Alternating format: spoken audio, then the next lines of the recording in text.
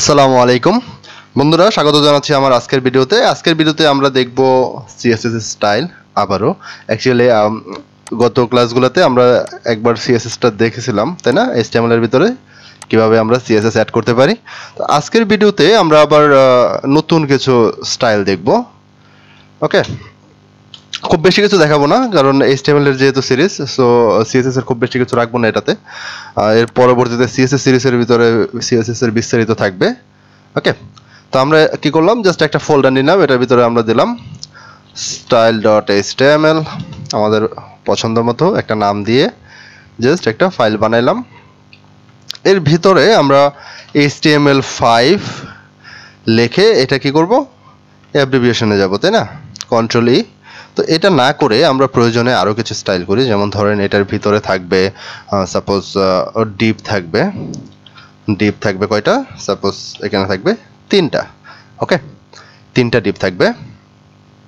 তারপরে আপনার 3টা ডিপ, আচ্ছা দেখ 3টা ডিপই নিয়ে নিলাম আপাতত। ওকে, আচ্ছা এখন এই ডিপের ভিতরে আমরা কিছু টেক্সট দিলাম। ওকে, আমরা এখানে বললাম ফার্স্ট ডিপ, এখানে বললাম সেকেন্ড ডিপ, তারপরে এখানে আমরা বলতে পারি থার্ড ডিপ। ওকে ওকে, তো এখন আমরা প্রত্যেকটার আলাদা নাম দিতে পারি চাইলে, তাই না? নাম দিতে হলে কি করব, আমরা আইডি দিব, অথবা আমরা ক্লাস দিতে পারি স্টাইল করার জন্য। ওকে, তাহলে এখানে একটা ক্লাস দিলাম, সাপোজ এখানে দিলাম আমরা গ্রিন। ওকে, এখানে একটা গ্রিন দিলাম, আর বাকিগুলো এভাবে থাক, ঠিক আছে? এটাকে আমরা রান করব গুগল ক্রোমের মধ্যে। রান করলাম, first dip, second dip, third dip. Okay, তো এখন আমরা লাস্ট ক্লাসে যেটা দেখছিলাম, কি করতে পারি, আমরা একটা স্টাইল ট্যাগ ইউজ করতে পারি, তাই না? এর ভিতরে একটা অ্যাট্রিবিউট টাইপ টেক্সট সিএসএস। ওকে, এখন এর ভিতরে আপনি দিলেন, মনে করেন যেই গ্রিনটা আছে, এই গ্রিনটাকে আপনি এখানে কল করলেন। ওকে, ডট গ্রিন। ডটটা কেন দিলাম, কারণ এটা ক্লাস, আর ক্লাসটাকে কল করার জন্য কি করতে হবে, ডট ইউজ করতে হবে, রাইট? তো ডট দিয়ে গ্রিন আমরা কল করলাম। এখন এখানে আমরা বললাম ব্যাকগ্রাউন্ড কালার গ্রিন। ওকে, এখানে বললাম কালার হোয়াইট। ওকে, তো এতটুকু আমরা লাস্ট ক্লাসে দেখছিলাম, তাই না? তো এরকম অনেকের মনে প্রশ্ন আসতে পারে, যেহেতু আমরা লাস্ট ক্লাসে এটা দেখছি, এখন আবার দেখানো দরকার কি? জাস্ট এটা প্র্যাকটিস। ওকে, আপনি যখন এখানে আবার দেখবেন, তখন আপনার কাছে এটা ভালো লাগবে, আপনার মনে থাকবে বেশি। ওকে, প্রবলেম নেই, আমরা এতটুকু আমরা লাস্ট ক্লাস থেকে কপি করে এখানে নিয়ে আসতে পারি, কোনো প্রবলেম নেই। আশা করি বুঝতে পারছেন এতটুকু কিভাবে করলাম। এরপরে আমরা চাচ্ছি কি, যে এই যে ফার্স্ট ডিপটা আছে, এর ভিতরে আমরা একটু স্পেস নেব, একটু জায়গা নেব। ওকে, আমরা কিন্তু চাইলে এখানে জাস্ট হাইট লিখে দিতে পারি। হাইট একটা প্রপার্টি, এটার ভ্যালু আমরা দিতে পারি 300 পিক্সেল। সেভ করলাম, একটা রিলোড দিলাম। এভাবে আমরা হাইটটা নিয়ে নিতে পারি, বাট আমরা এটা করলাম না। ওকে, তো আমরা চাচ্ছি কি করব, এই যে ডিপটা আছে, ডিপের ভিতরে যে ব্যাকগ্রাউন্ড কালারটা আছে, এটার ভিতরে আমরা জায়গা নেব। এটার জন্য আমরা দিব হচ্ছে প্যাডিং। কি দিব, প্যাডিং দিয়ে আমরা এখানে লিখলাম, মনে করেন 20 পিক্সেল। ওকে, এই প্যাডিংটা হচ্ছে কিছু স্পেস নেবে, কিছু জায়গা নেবে। এই জায়গাটা নেবে হচ্ছে যে এরিয়াতে আপনি স্টাইল করবেন। সাপোজ এখানে আমরা কি করতেছি, গ্রিন যে ক্লাসটা আছে, এটার ভিতরে আমরা স্টাইল করতেছি, তাই না? তো এটার ভিতরে জায়গা নেবে কত পিক্সেল, 20 পিক্সেল। ওকে, তো আরেকটা হচ্ছে এখানে এইভাবে প্যাডিং না লিখে আমরা যদি চাই যে শুধুমাত্র উপরে জায়গা নেব। ওকে, যদি শুধুমাত্র উপরে জায়গা নিতে চাই, তাহলে বলবো কি প্যাডিং টপ দিয়ে আমরা লিখলাম, দেখলাম যে শুধুমাত্র উপরে, মানে ভিতরে বাট উপরে জায়গা নিচ্ছে। ওকে, এরপরে আমরা এখানে বলতে পারি প্যাডিং বটম। আমরা এখানে বললাম প্যাডিং বটম হবে 35 পিক্সেল। ওকে, এখন এটাকে একটা রিলোড দিই। দেখেন উপরে জায়গা নিয়ে নিয়েছে 20 পিক্সেল এবং নিচে আছে 35 পিক্সেল। ওকে, তো এখন আমি চাচ্ছি আরও কিছু জায়গা নিব। প্যাডিং লেফট বললাম 20 পিক্সেল, প্যাডিং রাইট বললাম আমরা 30 পিক্সেল। ওকে, দেখেন ডান পাশেটা দেখতে পাচ্ছি না, কারণ এখানে আমাদের কন্টেন্ট নেই। আমরা যদি আরও কন্টেন্ট নিতাম তাহলে অবশ্যই এখানে দেখতে পারতাম। ওকে, তো যাই হোক আমাদের আপাতত এতটুকুই থাকলো। এখন এই যে আমরা জায়গাটা নিলাম, কি করলাম, padding top bottom left right এভাবে আমরা দিয়ে দিলাম। বাট এটা আমরা চাইলে এরকম 4টা লাইন না লিখে আমরা একটা লাইনের মধ্যে লিখতে পারি। কি, জাস্ট প্যাডিং। এই প্যাডিংটা বা যদি আমরা এক লাইনে লিখতে চাই, এরকম 4টা টপ লেফট রাইট বটম যাই বলি, এই 4টা ক্লকওয়াইজ ঘুরবে, অর্থাৎ ঘড়ির কাঁটা শুরু হবে একদম উপর থেকে, তাই না? তাহলে টপ থেকে কত হবে 20 পিক্সেল, এরপর ঘড়ির কাঁটা ডান দিকে ঘুরে, তাই না? টপ দেন রাইট, তাহলে এখানে রাইটে কত হবে, একটা স্পেস দিয়ে আপনি লিখে দিবেন 30 পিক্সেল, আবার একটা স্পেস দিলেন। ওকে, তো আরেকটা স্পেস দিয়ে আপনি ঘড়ির কাঁটা এখন কোন দিকে যাবে, নিচের দিকে, তাই না? তাহলে টপ রাইট বটম, বটমে কত আছে 35 পিক্সেল, এরপর একটা স্পেস দিয়ে আপনার এখন যাবে রাইটে, তাই না? রাইটের পরে আবার টপে যাবে। সো আমাদের 4টা হয়ে গেল, তাই না? তাহলে ক্লকওয়াইজ আমরা প্যাডিংটাকে দিয়ে দিলাম। এখন এটা যদি আমরা সেভ করি এবং উপরে এটা যদি কেটে দেই তাহলে কোনো পরিবর্তন হবে না। ওকে, আচ্ছা এখানে যে পরিবর্তনটা হইলো একটু খেয়াল করেন।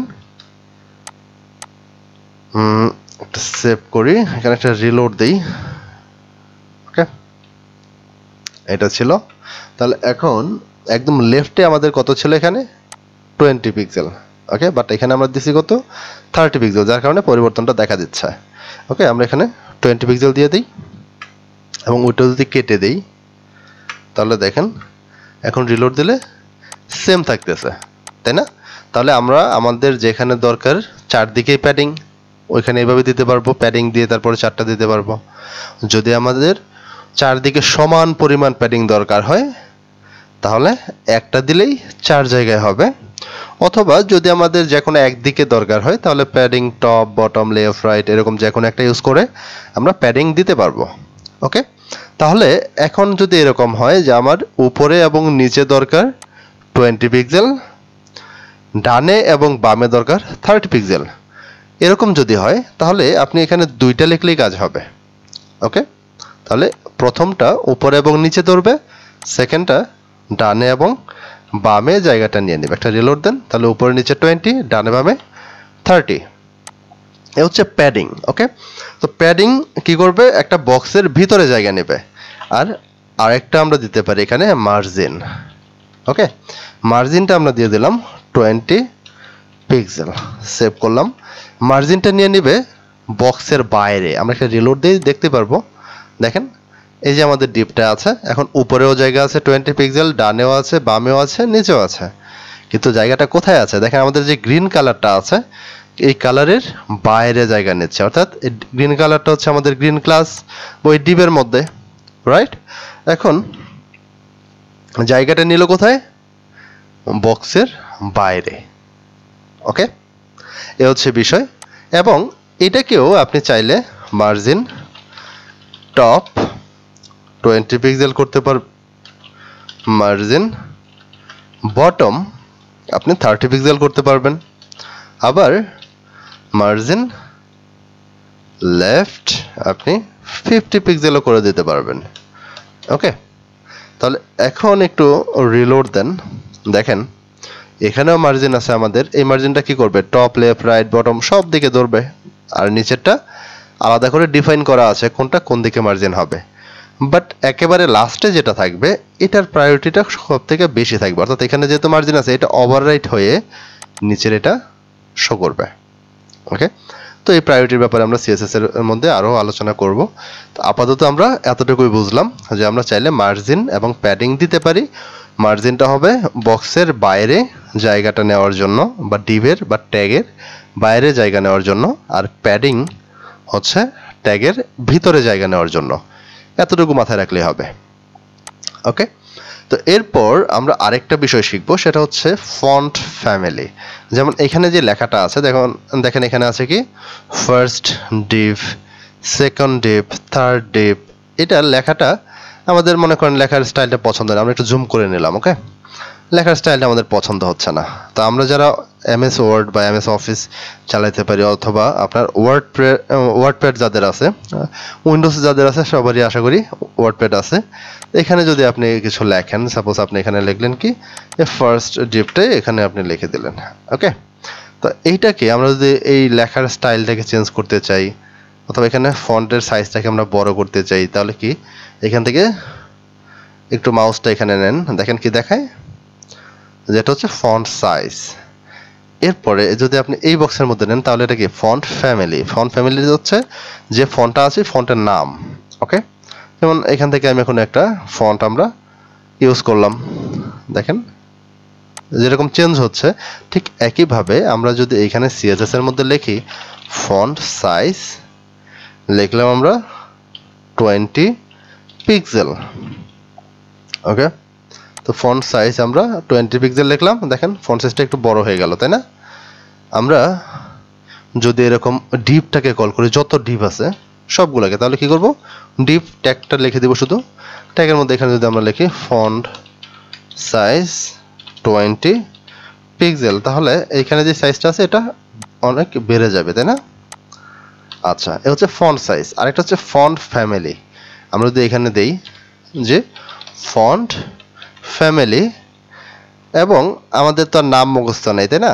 তো আমরা চাইলে এখান থেকে দেখে দেখে যে কোনো নাম আমরা ইউজ করতে পারবো। সাপোজ যদি আমরা এই নামটা ইউজ করি, সেটাতে খুব বেশি ডিফারেন্স থাকবে না, আমরা সাপোজ এটা ইউজ করব। ওকে, তাহলে এই যে নামটা আছে, জাস্ট নামটাকে সিলেক্ট করে কপি করবেন, কপি করে এখানে দিয়ে দিবেন, সেভ করেন। ওকে, বাট এখানে একটু একটা বিষয় খেয়াল রাখতে হবে, আমরা একটা রিলোড দিই।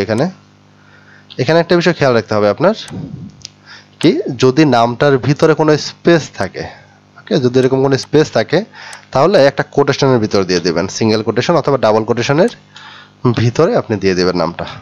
ওকে, সেভ করলেন, একটা রিলোড দিলেন। আচ্ছা, এখানে নামটা নিচ্ছে না। ওকে, আমরা অন্য একটা নাম দিই তাহলে। সাপোজ আপনি এখানে দিলেন এরিয়াল। ওকে, জাস্ট নামটা কপি করেন, কপি করে এখানে দিয়ে দেন। এটার ভিতরে তো আপনার কোনো স্পেস নাই, তাই না?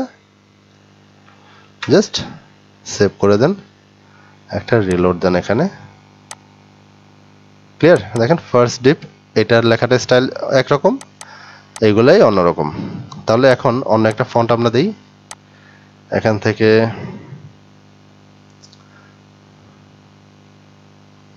কোনটা দেওয়া যায়, সাপোজ এটাই দিলাম আমরা। জাস্ট এটাকে কপি করব, এখন এখানে আমরা ডিভের মধ্যে দিয়ে দিব। ওকে, ফন্ট ফ্যামিলি, জাস্ট এটা দিয়ে দিলাম। ওকে, জাস্ট একটা রিলোড দেয়। এখন বিষয় হচ্ছে সবগুলো ফন্ট আবার ওয়েবে সাপোর্ট করে না, যার কারণে এখানে প্রবলেমটা হচ্ছে। ওকে, আমরা যদি এখানে আবার এরিয়ালটাই দিয়ে দিতাম, সেভ করলাম, একটা রিলোড দিই, চেঞ্জ হয়ে গেল, তাই না? আমরা আরো কিছু নাম দেখি তাহলে, যেমন এখানে আছে কি এরিয়াল ব্ল্যাক। জাস্ট এরিয়াল ব্ল্যাকটা যদি আমরা এখানে দিয়ে দিই, সেভ করলাম, একটা রিলোড দিয়ে দিলাম। ক্লিয়ার? তো বিষয় হচ্ছে যে ফন্টগুলো এখানে আসতেছে না, ধরে নেবেন ওইটা আপনার ব্রাউজারে সাপোর্ট করে না। ওকে, আচ্ছা, এর পরবর্তীতে আরো অনেকভাবে আপনার ফন্টটাকে সাপোর্ট করানো যায়, বিভিন্ন ফরম্যাট আছে ফন্টের, ওইগুলো নিয়ে আমরা আলোচনা করব সিএসএস পার্টে। বাট এইচটিএমএল এর জন্য এতটুকুই। তাহলে আমরা এইচটিএমএল এর ভিতরে কি কি শিখলাম? এইচটিএমএল এর ভিতরে সিএসএস যে প্রপার্টি ভ্যালু, এটা কি কি শিখলাম? Background colour, colour, padding, margin, তারপর হচ্ছে ফন্ট সাইজ, ফন্ট ফ্যামিলি, এছাড়াও আমরা শিখেছিলাম হাইট, তাই না, হাইট, উইথ, এগুলো শিখছিলাম। তো যাই হোক, এ হচ্ছে বিষয়, এতটুকু আমরা সিএসএস আমরা জাস্ট হচ্ছে HTML পার্টের জন্য দেখব। এর পরবর্তীতে আমরা সিএসএস পার্টে আরও অনেক বিস্তারিত দেখব সিএসএস এর ব্যাপারে। আর প্র্যাকটিস করতে থাকেন, এরকমভাবে আপনি আপনার লেখাগুলোকে স্টাইল করতে থাকেন। দেখা হচ্ছে পরবর্তী ভিডিওতে, আর সেই পর্যন্ত প্র্যাকটিস করেন। টাটা।